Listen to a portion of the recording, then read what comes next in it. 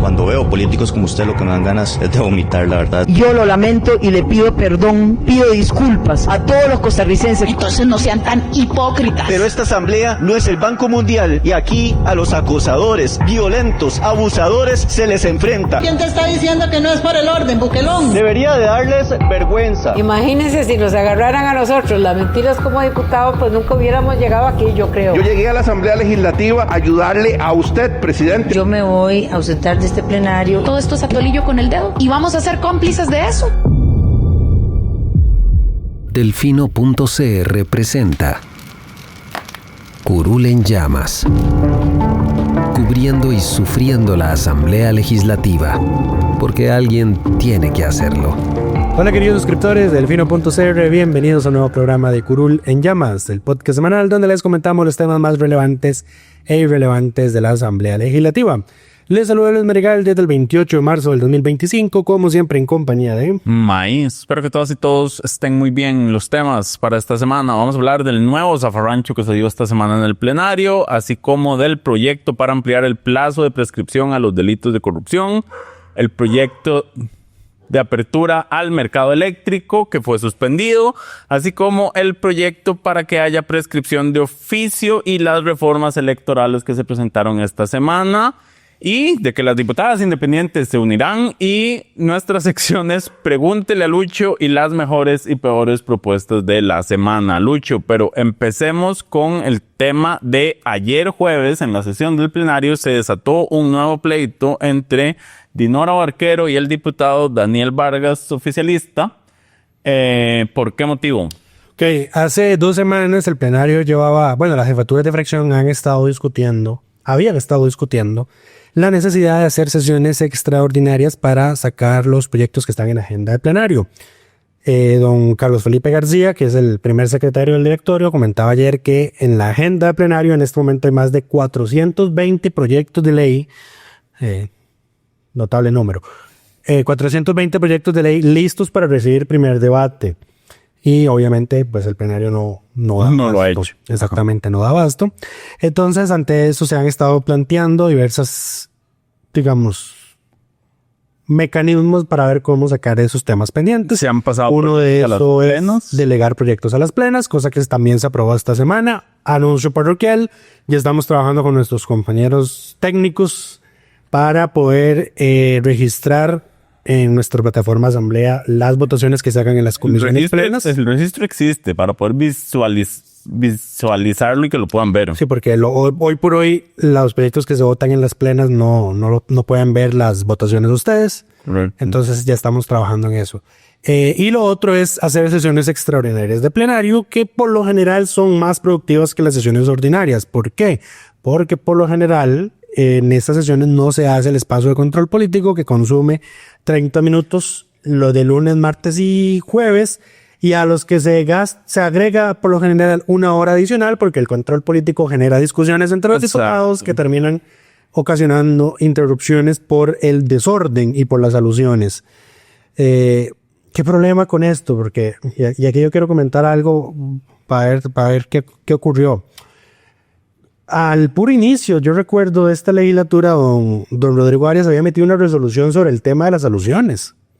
Y él dijo, la palabra por alusión solo se va a dar si hay un ataque personal, una difamación, una injuria de un diputado hacia otro. O sea, el mero hecho de que yo esté hablando ahorita, que sea diputado, y yo mencione el nombre de May en un contexto, positivo, no le estoy faltando el respeto, ni atacándolo, ni nada, no le faculta a él a pedir la palabra por la alusión. Y a pesar de que don Rodrigo emitió esa resolución y que no se apeló, o sea, es una resolución en firme, no se respeta. Sí. No se respeta. Y bueno, y entonces ocurren estos pleitos y estas pérdidas de tiempo. Pero bueno, ¿cuál fue el origen del pleito? Se había estado hablando la posibilidad de hacer una sesión extraordinaria este viernes 28 en horas de la mañana. La cual al final se hizo. La cual al final se hizo con polémica de por medio, exactamente. A ver, todos estaban conscientes de la necesidad de hacer una sesión extraordinaria. Lo que no se ponían de acuerdo era en la agenda, a pesar de que hay agendas consensuadas, pero hay tantos proyectos que no se ponen de acuerdo en cuáles ver. Bueno, entonces, las fracciones de, por ejemplo, el Frente Amplio y otras estaban diciendo, todavía nosotros a favor con una moción de sesión extraordinaria, sin embargo, queremos ver la agenda de previo, porque si vamos a hacer una sesión extraordinaria con la agenda ordinaria, va vamos a quedar paralizados igual que ocurre en las sesiones ordinarias. Correcto. Efectivamente así es. Pues bueno, la agenda para la sesión de este viernes se definió hasta ayer jueves en la reunión de jefaturas de fracción. Entonces, y tardaron como una hora en ponerse de acuerdo, pero al final se pusieron de acuerdo, ¿verdad? Va a haber sesión el viernes y ese día, el jueves, se votaba la moción. Llega la moción a plenario y el oficialismo, salvo doña Pilar Cisneros, votan en contra de la moción. Entonces la moción queda inicialmente rechazada porque esas mociones requieren 38 votos y no los alcanzó por el quórum que había en ese momento. Ellos generan reclamos de la unidad, Correcto. del Frente Amplio, del PLP, diciendo, pero a ver, doña Pilar, usted se comprometió y su bancada no está cumpliendo el en la compromiso. reunión de jefaturas de fracción, usted ni siquiera nos avisó que sus diputados iban a votar en contra. Entonces, atinadamente, por ejemplo, don Antonio Ortega le dice, a ver, ustedes, a ver, va a buscarlo textualmente lo que le dice. Bueno, le dice, ustedes ni se ponen de acuerdo al interno, ni lo transparentan, y entonces nos hacen perder el tiempo. Exacto. A ver, Entonces el oficialismo se defiende alegando, en la última semana se ha roto el quórum 2 veces y nosotros hemos estado aquí siempre. Bueno, Falso.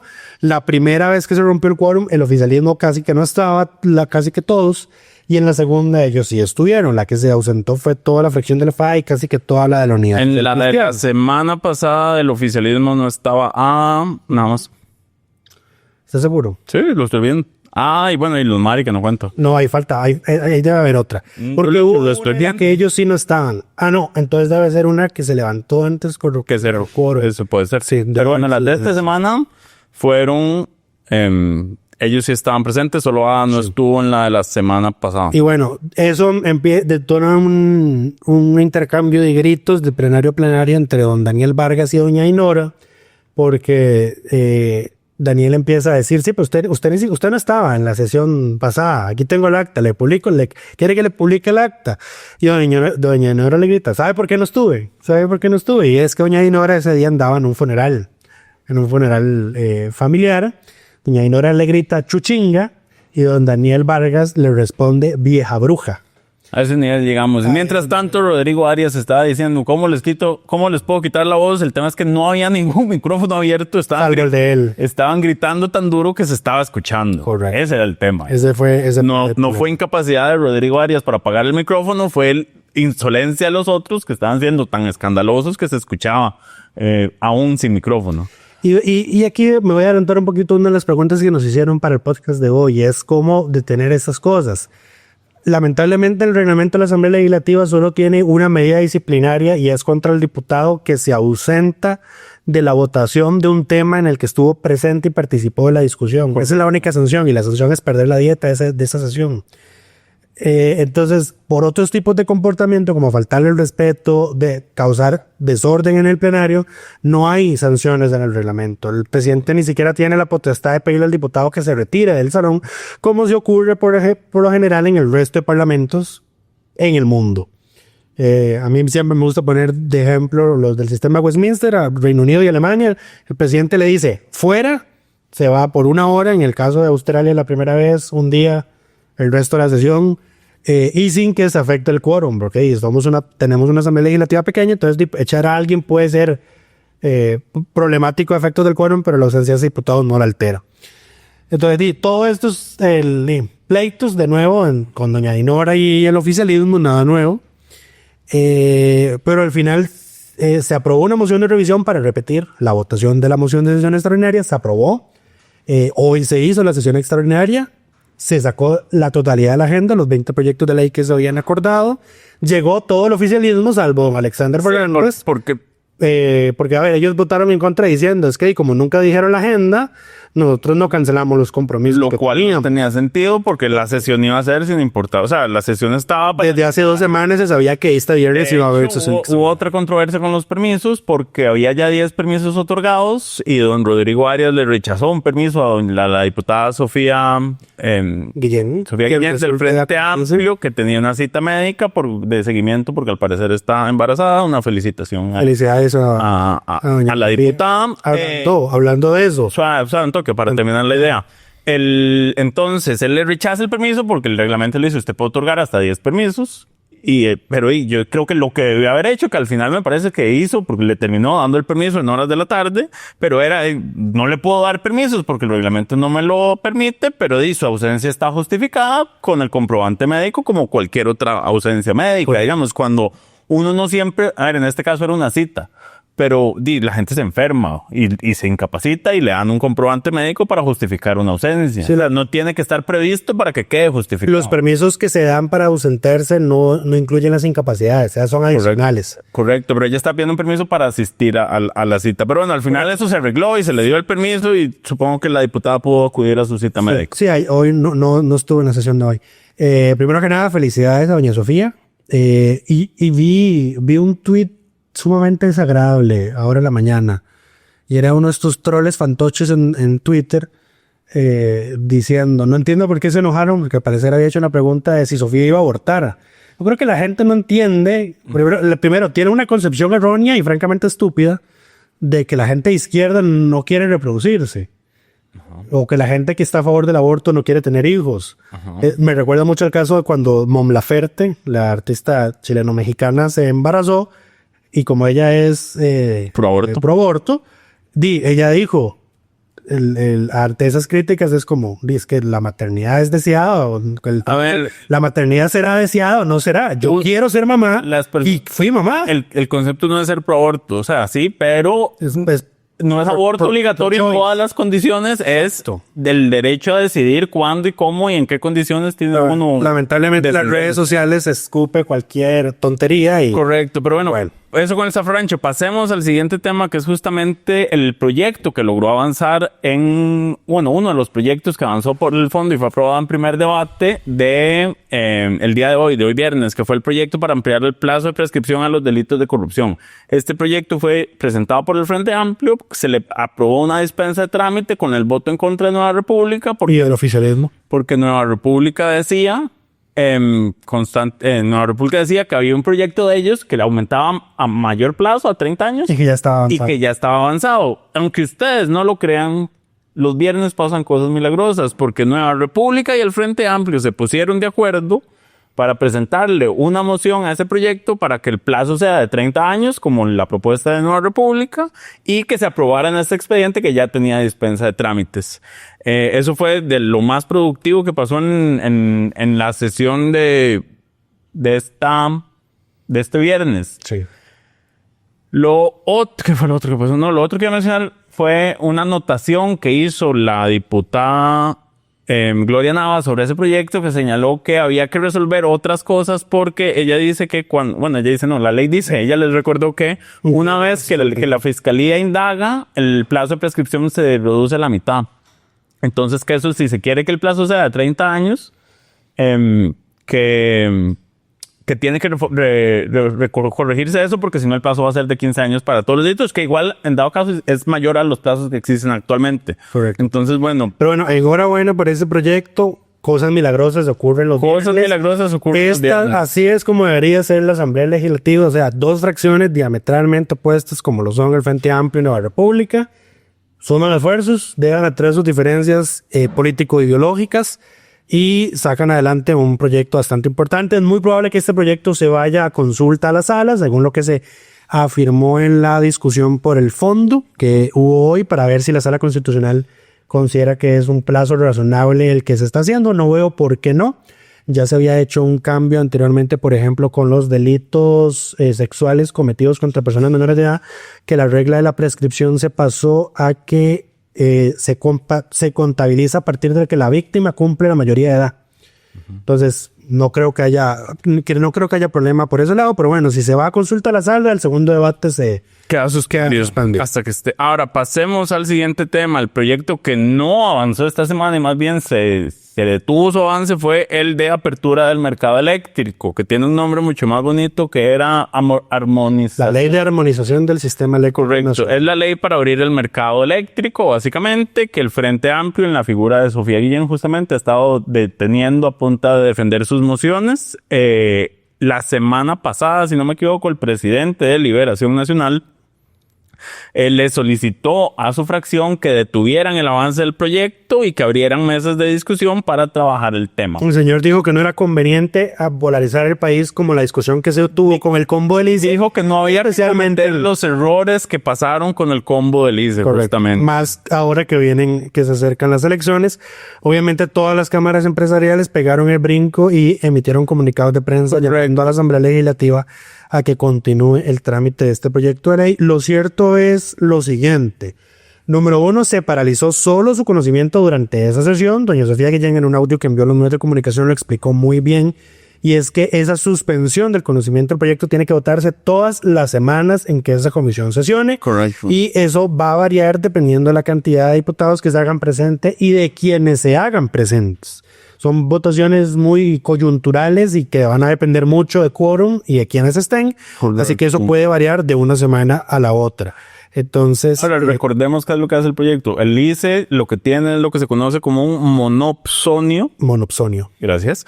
Que eso pasa cuando una única entidad es la única compradora de el bien, en este caso electricidad. En el país hay varias empresas productoras de electricidad.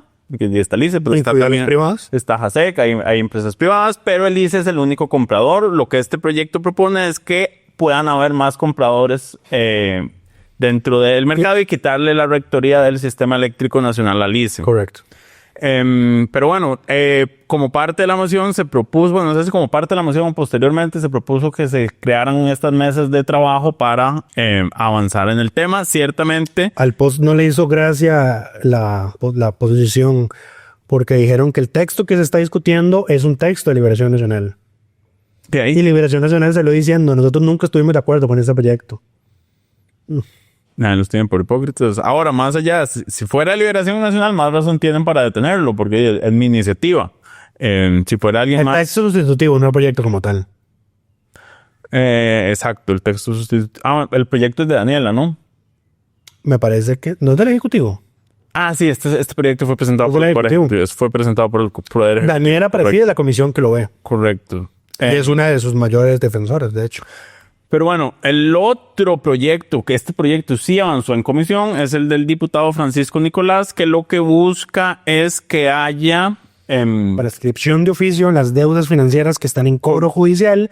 En el país se estima que hay más de 800,000 expedientes judiciales activos en el Poder Judicial, todos relativos a cobro judicial. Valga la redundancia, es la mayor responsable de la mora judicial. Exacto. Valga la redundancia, y se estima que 500,000 de ellos son deudas prescritas. Correcto. Ese proyecto de don Ahora, Francisco. Para explicar un segundo por qué es que se necesita este proyecto. La prescripción en este momento... ¿Es de 4 años? Es de 4 años, pero no significa que a los 4 años vence la deuda. La persona tiene que solicitar la prescripción de la deuda. Correcto. Y por eso ese trámite adicional es lo que hace más engorroso el trámite judicial, porque el juez no puede nada más, está prescrito, archivado. Correcto. Lo que busca la reforma es justamente que, pasado el plazo... La intención de la reforma, porque el criterio de la Corte Plena que se emitió a este proyecto de ley es que este proyecto como está, como lo presentó don Francisco, no basta para... No resuelve el problema porque hubo un magistrado, don Jorge Olazo, quien hizo una explicación muy detallada que pueden leer en el dictamen del proyecto, de que Costa Rica desde los años 1800 ideó su sistema civil cobratorio de manera que opere como está hoy actualmente, que es que el deudor tiene que ir a defenderse en sede judicial para alegar la prescripción y que solo ese artículo no arregla ese problema. Porque hay otros artículos que hacen referencia al mismo tema, entonces hay que reformar esos otros artículos para que la propuesta de ley haga lo que realmente quiere hacer. El problema es que la comisión lo dictaminó sin tomar en cuenta esas consideraciones que dio la Corte, entonces el proyecto es inútil si no lo arregla. De hecho, el texto se dictaminó sin ningún cambio. El texto que salió de comisión es el mismo texto base que presentó don Francisco. Ahora quedan las mociones 137. Supongo que ahí le podrán hacer cambios. Aviso parroquial por si no leyeron el criterio de los diputados. Don Jorge Olazo expresó su disposición a hacer mesas de trabajo o a conversar con los diputados de la comisión para hacer los cambios necesarios para que el proyecto sí tenga la efectividad que se pretende. Entonces veremos si lo hacen. Listo. Siguiente tema. El siguiente tema son reformas electorales. Esta semana el diputado del PUSH, Carlos Felipe García Molina, se puso productivo. Presentó unos 6 proyectos de ley, 6 o 5 proyectos de ley, si no me equivoco. De ellos, 3 son reformas electorales. Yo sé que hace unas semanas dije que deberían dejar de estar corriendo antes de las elecciones para hacer reformas y sacar sus ocurrencias. Sin embargo, quiero destacar la iniciativa de Carlos Felipe, principalmente porque señala que todas las reformas fueron trabajadas con el Tribunal Supremo de Elecciones o están basadas en investigaciones hechas por el Tribunal Supremo de Elecciones. ¿Qué es lo que propone Carlos Felipe? La primera reforma es para facilitar el proceso con el que el Tribunal Supremo de Elecciones pueda aplicar las multas por faltas electorales. Hay que señalar, o sea, hay que explicar, hay delitos electorales y hay faltas electorales. Las faltas electorales se sancionan con multa. ¿Cuáles cosas son faltas? Por ejemplo, publicar encuestas fuera de plazo o publicar encuestas sin estar debidamente registrado como tal para hacerlo. También, un segundo que se me perdió, la publicación, la práctica indebida de proselitismo electoral, propaganda contra los derechos políticos de las mujeres y otra serie de faltas administrativas que se sancionan. El Código Electoral actual señala que todas estas faltas tienen que ser tramitadas por el tribunal bajo un procedimiento ordinario. Entonces, la propuesta es que se haga un proceso sumario, que un proceso sumario es, digamos, un proceso abreviado que se utilizaría para que dentro del mismo plazo electoral en que se cometa, el periodo electoral en que se cometa la falta, se pueda establecer la sanción. Adicionalmente, el proyecto establece la potestad de la Dirección General de Registro Electoral y Financiamiento de Partidos Políticos que para que pueda calificar una denuncia como un asunto complejo y pueda llevar el trámite ordinario. ¿Por qué estamos hablando de proyectos nuevos en esta etapa del podcast, May? Porque estoy hablando de las reformas electorales. Ajá. Son proyectos nuevos. Sí, pero es que eran tantos que merecía ser todo un tema. Bueno, eran 3, no seas exagerado. El otro proyecto que presentó es actualmente las personas que cumplen 18 años antes del 2 de febrero, que es el día de la elección. ¿Es el 2 o es el primero? No me acuerdo. Creo que es el primero. Antes del domingo 1 de febrero, tienen que ir a solicitar su cédula 4 meses antes para quedar inscritos en el padrón. Correcto. La reforma permitiría que el tribunal haga esto de oficio y que todas las personas que cumplen antes del 1 de mayo sean parte del padrón, nada más tienen que retirar su cédula antes de ir a votar. Esa es una reforma sencilla. Y la otra reforma que planteó es para que el transporte público para trasladarse en bus a los centros de votación sea cubierto por el Tribunal Supremo de Elecciones.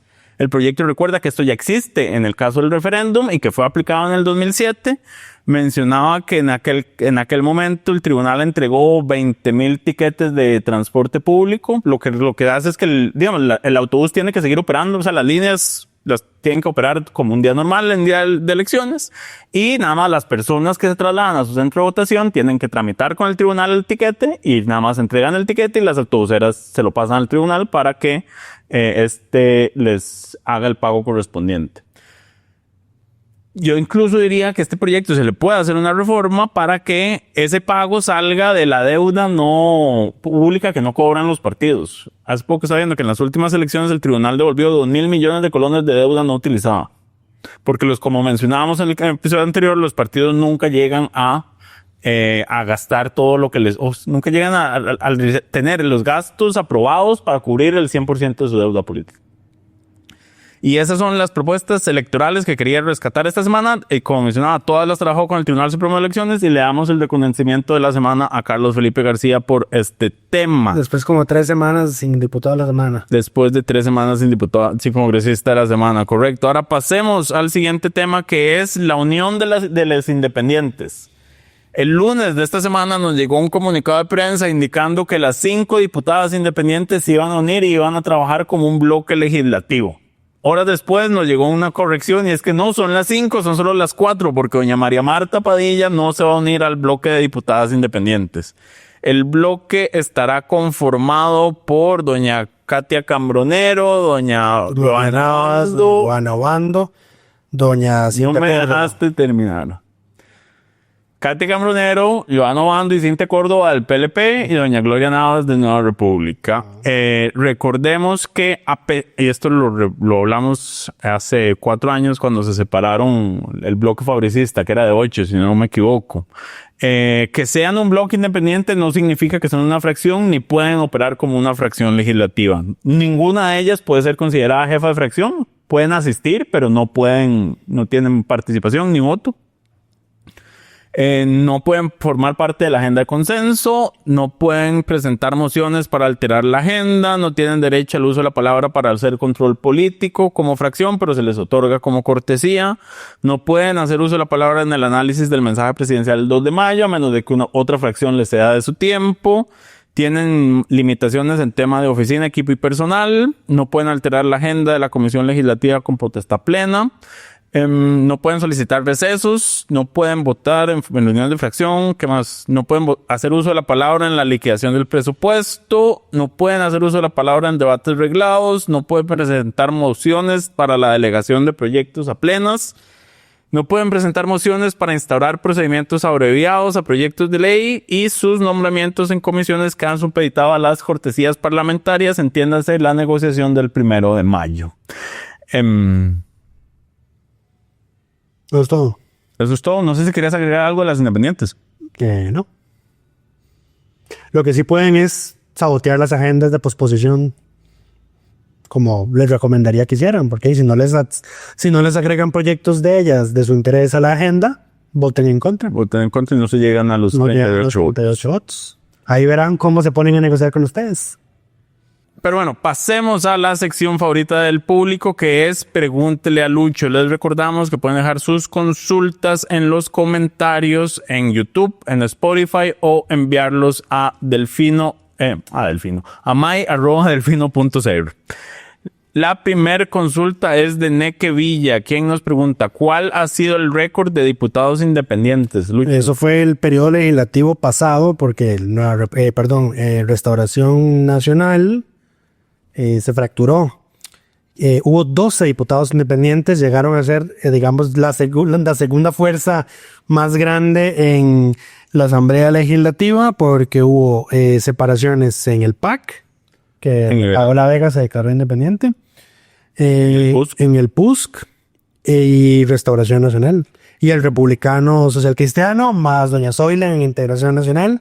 Entonces hubo 12 en total. Básicamente solo Liberación no perdió uno y el Frente Amplio porque era solo Villalta. De hecho, yo creo que el Liberación se ha tenido. Corrales fue independiente. Pero ya hace rato no tiene. O debe ser el partido que menos ha tenido. Seguro. Es posible y proporcionalmente, porque desde que esto empezó en el 2000, Corrales fue de los primeros en declararse independiente, justamente. Pero sí, tiene que ser de los menos. La siguiente pregunta: ¿qué pasa si todos los diputados de una bancada se declaran independientes?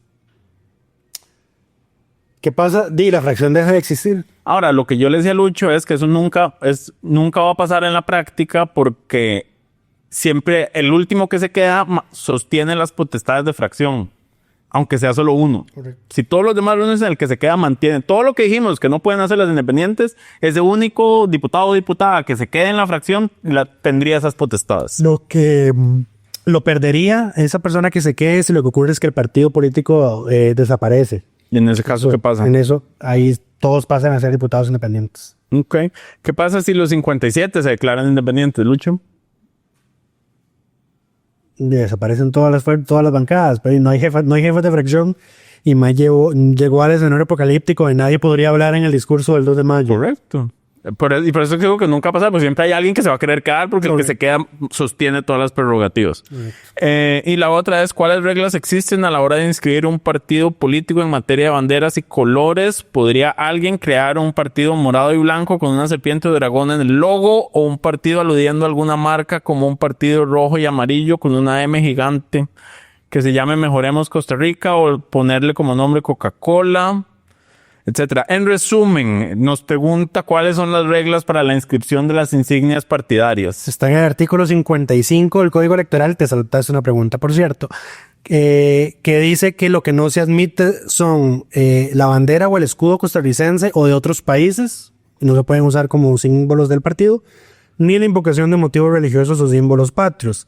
Aquí tengo que agregar que obviamente no se puede usar distintivos que violen los derechos de marca registrada, como los ejemplos que se mencionaron, como el de Coca-Cola o McDonald's. Correcto. La pregunta que omití era, si hubiera un partido político con el símbolo del jaguar, ya Chávez no lo podría mencionar, y de hacerlo, ¿cuáles acciones existen? No, lo que se podría hacer es darle rango de símbolo nacional al jaguar para que ningún partido lo pueda usar. Si la Asamblea Legislativa declara el jaguar como símbolo nacional, ningún partido político podría usarlo en campaña electoral, y ahí les queda. Sí. Don Mario Cascante nos pregunta, ¿cuáles medios nacionales se les puede llamar prensa canalla? ¿Cuáles son prensa alineada al gobierno y cuál es neutral? Muchas gracias. La respuesta es, si usted me pregunta, a mí la prensa canalla no existe, es una invención del gobierno para referirse a aquella prensa que no es afín a él. Y en cuanto a la otra pregunta, le voy a dar la respuesta que daría Chávez, lo que se ve no se pregunta. La siguiente pregunta es de Mario Chacón. ¿Por qué las leyes se aprueban sin reglamento? ¿Por qué no exigen que venga el reglamento de una sola vez? Así no se pierde tiempo. Porque uno no puede producir naranjas si no tiene el árbol que las haga.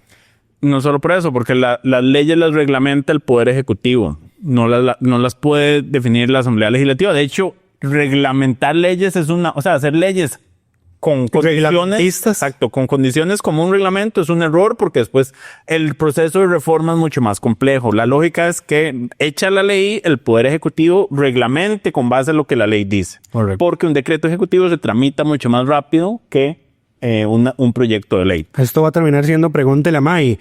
Alejandro Arguedas nos pregunta, mencionaron que solo el 25% de los asalariados pagan impuestos sobre la renta.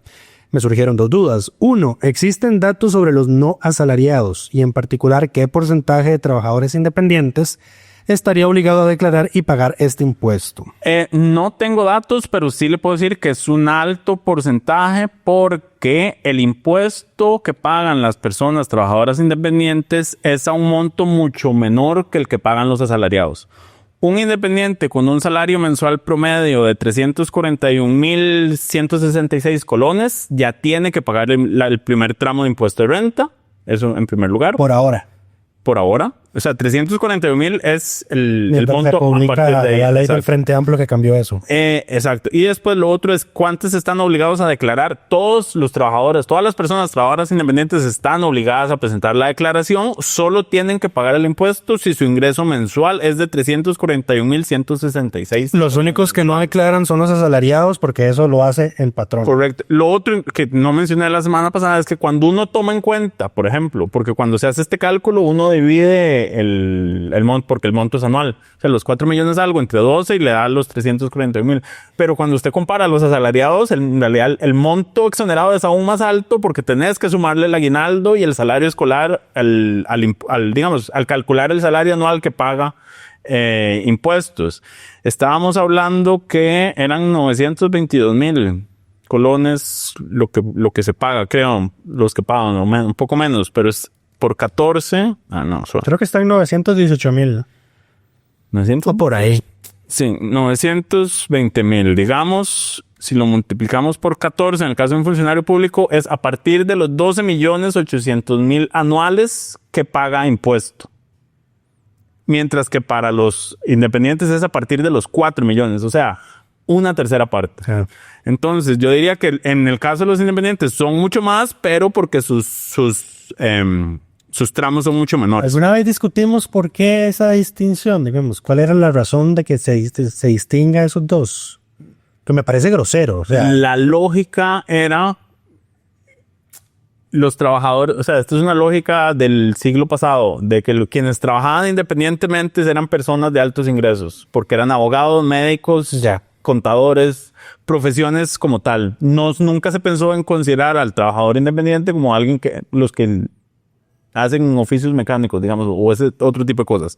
Eran servicios profesionales, entonces se asumía que eran personas de alto poder adquisitivo y entonces se les puso un tramo más bajo. Y mientras que a los asalariados se asumía eran personas de menores ingresos.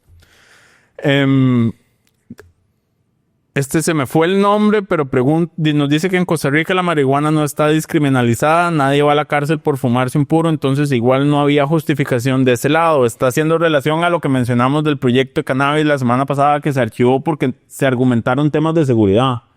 Lucho. Esta vez que el consumo no está penalizado. Sí, nadie va a la posesión no está penalizada para consumo propio. La posesión sin intención de distribución no está penalizada, pero eso le queda a decisión de un juez. Aquí tenemos dos preguntas que hay que juntar, porque Isaac nos pregunta por qué la página del TSE para consultar la información personal es un avance frente a otros países. Y no debería abogarse por la protección de datos.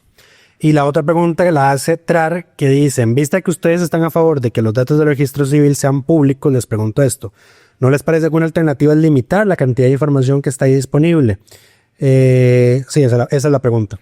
Y de hecho sí, nosotros cuando estuvimos discutiendo esto en el chat de la redacción, le decíamos a Diego que nuestra alternativa única y aceptable es limitar algunos de los datos que salen en la página. Por ejemplo, no debería estar en esa página la fecha de vencimiento de la cédula porque muchas instituciones o empresas usan ese dato como un factor de doble autentificación. Correcto.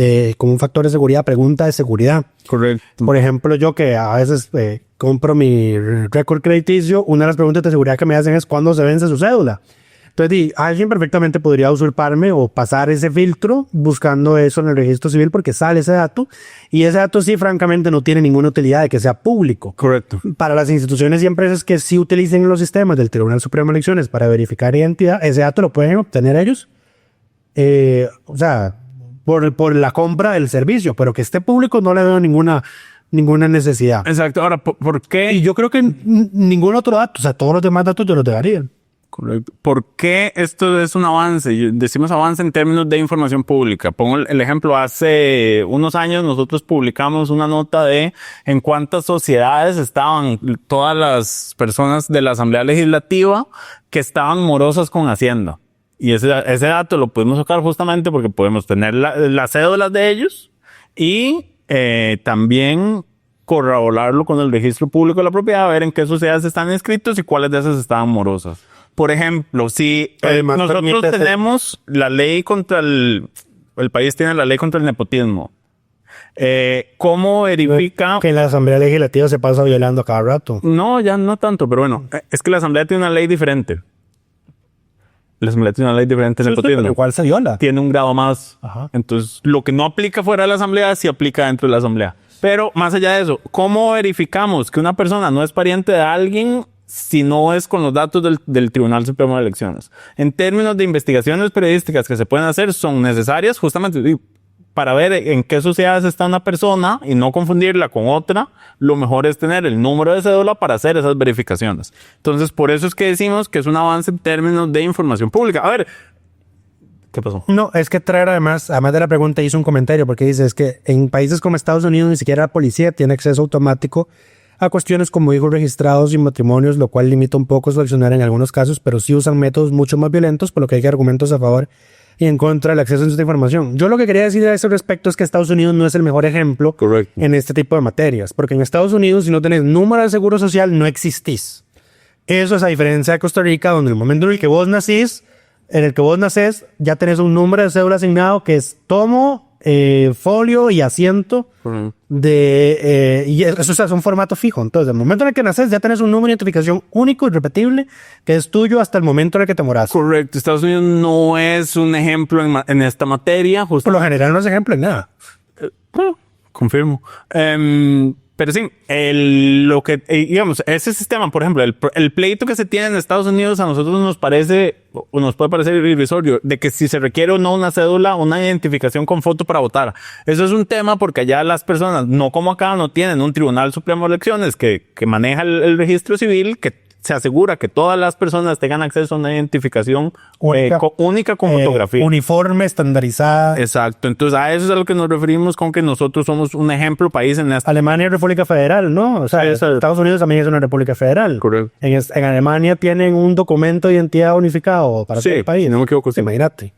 Sí. Es que, Pero bueno. a ver, Estados Unidos es más tercermundista que mucho. De lo que parece. De lo que parece y de lo que ellos mismos aceptan. Estados Unidos es un hillbilly, o sea, lo que tiene es plata. Eso es todo. Bueno, y está endeudado hasta la coronilla. En fin, plata. La siguiente pregunta es Luis Diego Barrantes o Conitrillo, que dice: ¿qué mecanismos legales y políticos pueden fortalecer el diálogo y la cooperación entre el Poder Ejecutivo y el Legislativo para evitar bloqueos y garantizar gobernabilidad? Mira, la negociación y las buenas relaciones no pueden forzarse por mecanismos legales.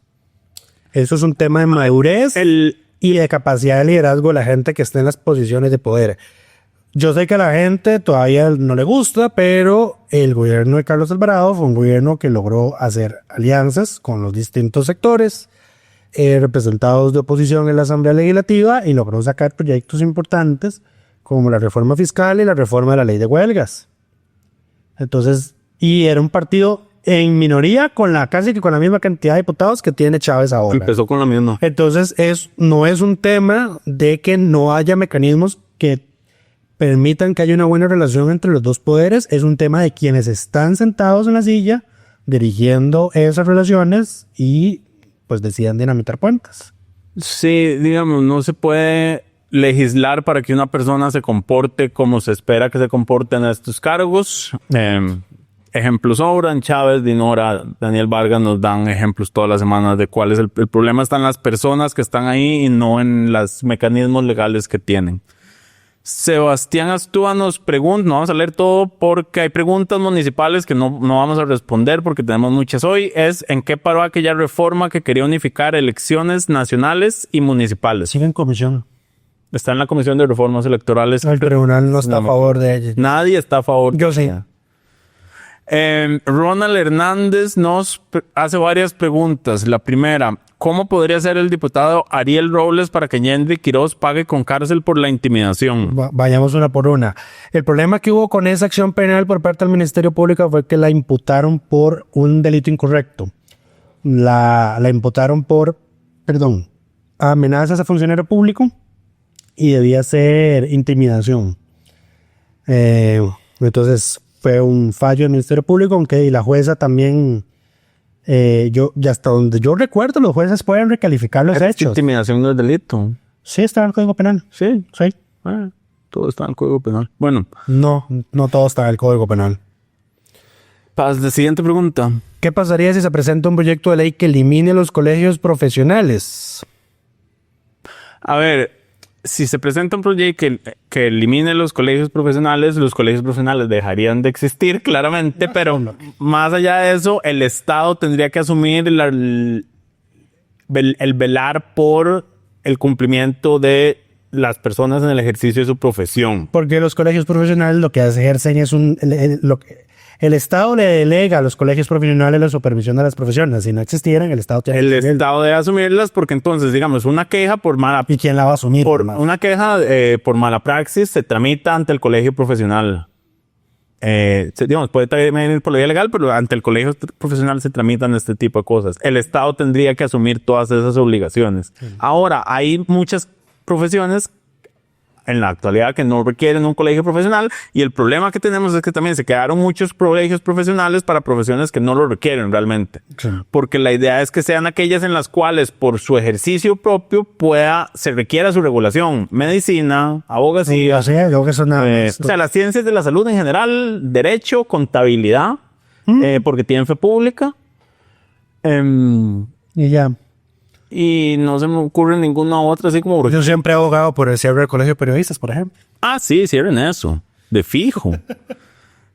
La siguiente. ¿Se podría presentar algún recurso o sanción o algo para algún diputado no bloquee el plenario como pretende Pilar Cisneros? No, porque ya está haciendo uso de un mecanismo que le permite el reglamento. Mi propuesta a ese respecto sería hacer una reforma que no permita presentar mociones de revisión a las mociones de reiteración. ¿Por qué? Porque la moción de reiteración puede considerarse en sí misma una moción de revisión. Entiéndase. La moción de reiteración es para que el plenario conozca de una moción que fue rechazada en comisión. La moción de revisión es para que se reconsidere una decisión que ya se adoptó previamente.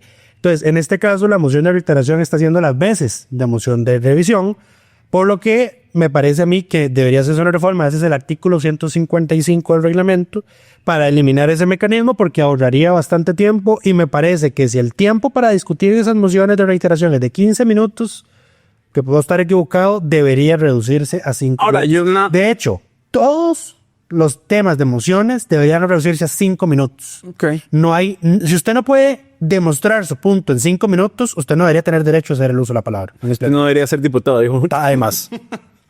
Pero ustedes han visto las intervenciones que se echan los diputados en España. O sea, es una vara magistral, man. 2 minutos te hacen M.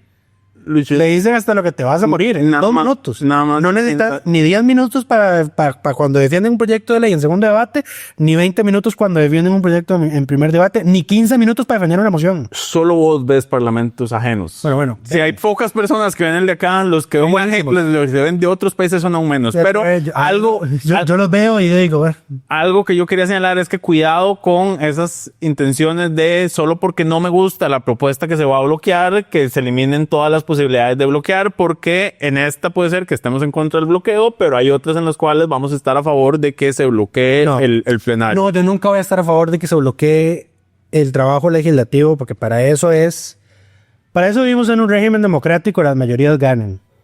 Si la mayoría eso es lo que quiere, que se respete la mayoría. Y de hecho también yo equipararía las restricciones que hay para presentar mociones de fondo cuando un proyecto se retrotrae, en el sentido de que solo se puede presentar una moción para agregar, eliminar o reformar cada artículo de un proyecto de ley. Yo equipararía eso a todos los trámites ordinarios de los proyectos de ley. Muy bien. ¿Cómo podemos mejorar el Parlamento? ¿Qué sería lo que se debería eliminar definitivamente y que lo haría más eficiente? De lo que ya mencionaste, ¿algo más? Y es que esta asamblea, o sea, desde la reforma al 18 la asamblea es más eficiente. Ya no hay 3 debates. Sí. Bueno, no, eso se eliminó mucho antes. Bueno. El tercer debate se eliminó mucho antes. ¿Qué otra cosa podríamos hacer? Además de que hay que adecuar tiempos de uso de la palabra. Por ejemplo, el mecanismo de la retrotracción, aunque es loable y es útil, hay un problema con ese, por ejemplo, y es: se aprueba el primer debate, se tiene que esperar hasta el segundo debate para presentar la moción de retrotracción, luego hay que esperar a dar un plazo para que se presenten mociones, se aprueba alguna de la moción de fondo y luego hay que volver a esperar hasta que el proyecto se actualice para volverlo a votar en primer debate. La lógica de la retrotracción es que si hay un error evidente, manifiesto, obvio en el proyecto o algo que todos están de acuerdo en que se tiene que modificar, primero que nada, la moción debería poder presentarse inmediatamente después de votado en primer debate y revisada la votación, para dejar en firme el acto. Ahí nomás puedes meter la moción de revisión, las mociones se pueden presentar luego. Y lo otro es que, igual que ocurre con los proyectos dispensados de trámite, eso era antes igual. Si un proyecto dispensado de trámite se modificaba en plenario, había que esperar hasta la otra sesión para votarlo. Eso se cambió. Debería hacerse igual con las retrotracciones. La última pregunta es: ¿hay un proyecto para hacer algo con la mora judicial? Bueno, el que mencionamos de Francisco con sus problemas y el que vamos a mencionar ahora del que retomó Rodrigo Arias, que fue una propuesta de la Corte Suprema de Justicia para reformas al Código Procesal Penal, aunque los abogados defensores dicen que no va a reducir los plazos realmente. Ok. Paula SR30 nos pregunta: entiendo que la Ley de Fortalecimiento de las Finanzas Públicas también tenía acciones de inconstitucionalidad sobre las diferencias o desigualdades que hay entre el salario global y el salario compuesto, y nos pregunta si esas fueron resueltas. No, esas no fueron resueltas. Nada más. Todavía están en análisis. En resumen, para retomar, nos está preguntando porque la semana pasada la Sala Constitucional resolvió una acción sobre la Ley de Fortalecimiento de las Finanzas Públicas. El tema es que lo que ella menciona del salario global con salario compuesto, eso es dentro de la Ley Marco de Empleo Público. Eso no está dentro de la Ley de Fortalecimiento de las Finanzas Públicas. Entonces, sobre esas diferencias en empleo público, eso sigue en trámite en la sala. Hay un criterio de la Procuraduría General de la República que al menos no tienen, creo que no sobre esas diferencias no se pronunció, tal vez sí.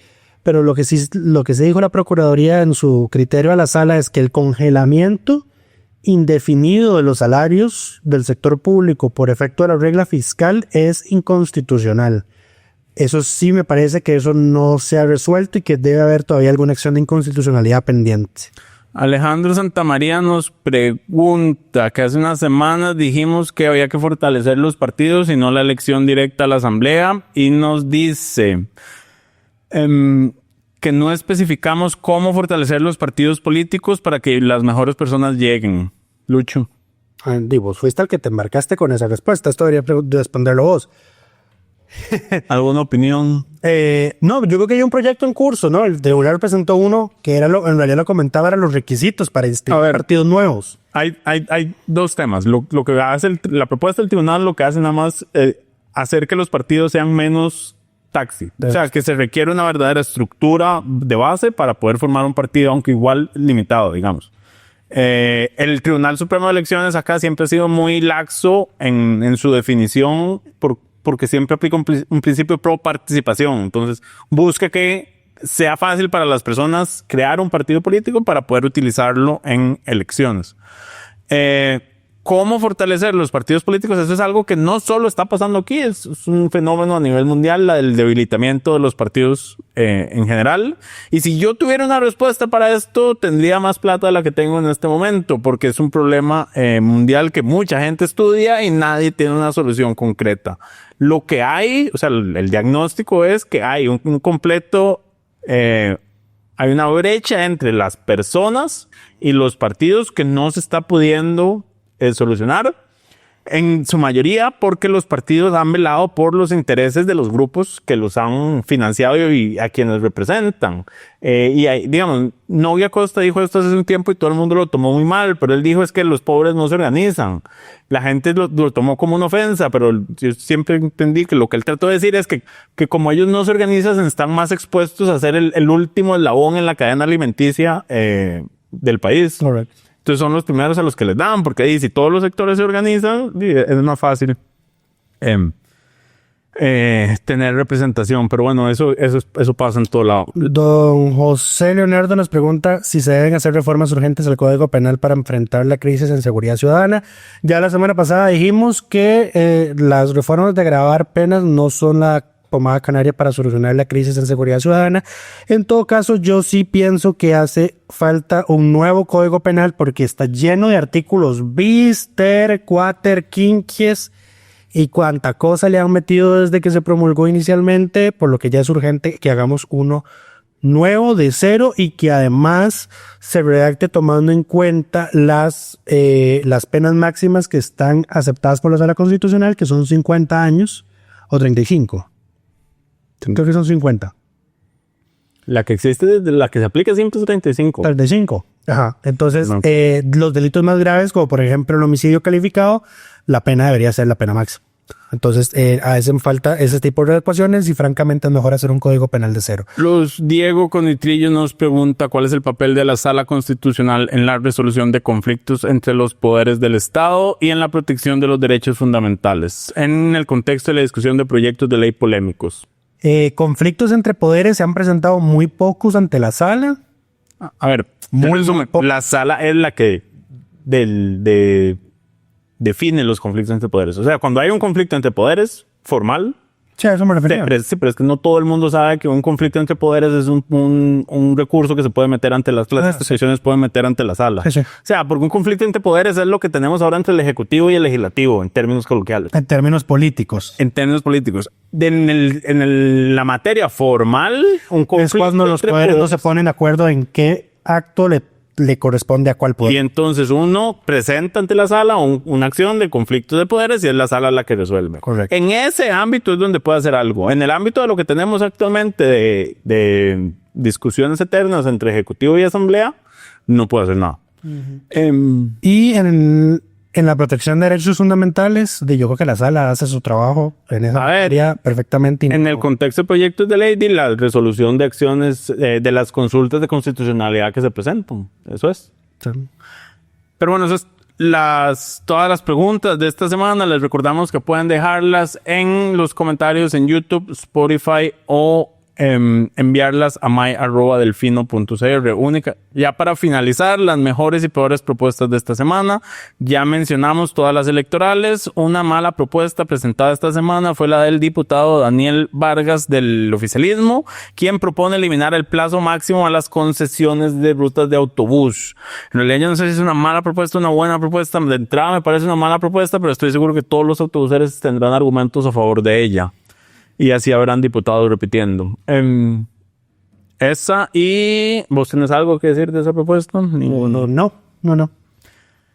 Nada más espero que no entre en conflicto con la reciente ley aprobada de que todos los buses tienen que tener pago electrónico o no se le renueva la concesión. El otro proyecto fue el que acogió Rodrigo Arias, que fue presentado por la Corte Suprema de Justicia para reformar el Código Procesal Penal. Y eso es todo por esta semana. Esperamos que todas y todos estén muy bien y nos escuchamos y nos vemos la próxima. Delfino.cr presentó Curul en Llamas, cubriendo y sufriendo la Asamblea Legislativa, porque alguien tiene que hacerlo.